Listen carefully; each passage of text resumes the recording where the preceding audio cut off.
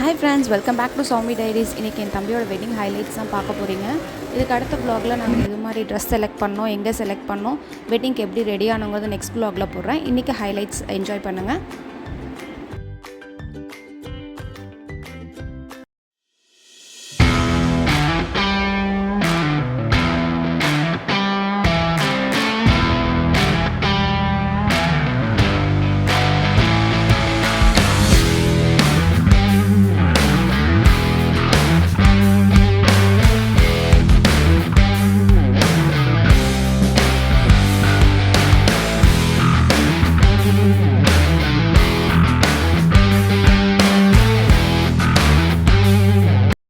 இப்போ மணி கூட ஸ்கூல்லேருந்தே ஃப்ரெண்ட்ஸ் நாங்கள் அப்படியே பக்கத்தில் ஒரு ஃப்ரெண்ட்ஸ் தான். அப்போலேருந்தே அங்கே ஆரம்பிச்சது ஓட்டுறது, விளையாடுறது, ஜாலியாக வெளியே போகிறது, டியூஷன் போகிறது, எல்லோரும் இந்த மாதிரிலாம் மறக்க முடியாது நிறைய இருக்குது. சொன்ன மாதிரி எல்லாம் ரொம்ப பெருமையாக இருக்குது. இந்த அளவுக்கு அவன் தனியாக எல்லாத்தையும் பண்ணுறான். ஒரு நாள் எங்களுக்கு எங்கள் எதிர் செட்டில் முதல் பையன் கல்யாணம் பண்ணுறான்னா இவன் தான் பண்ணுறான்.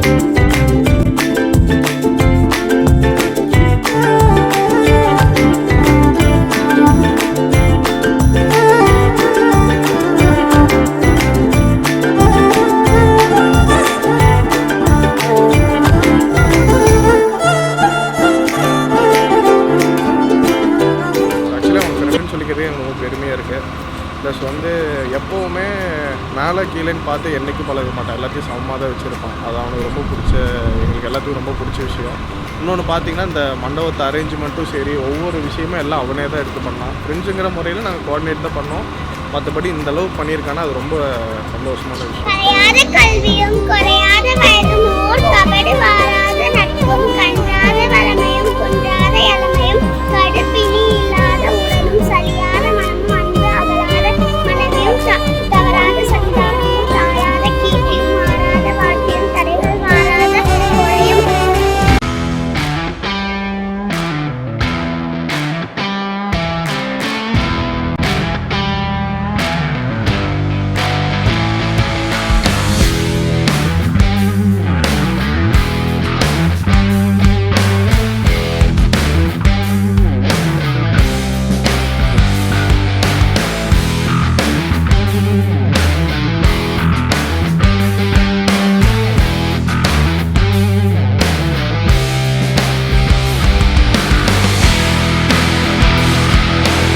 கிஷோர் பற்றி சொல்லணும்னா, அவன் தான் எனக்கு நிஜமாலுமே ஃபஸ்ட் பேபி மாதிரி. அப்பா போனதுக்கப்புறம் அவன் தான் இப்போ அப்பா ஸ்தானத்தில் அவ்வளோ ரோல் எடுத்திருக்கான்.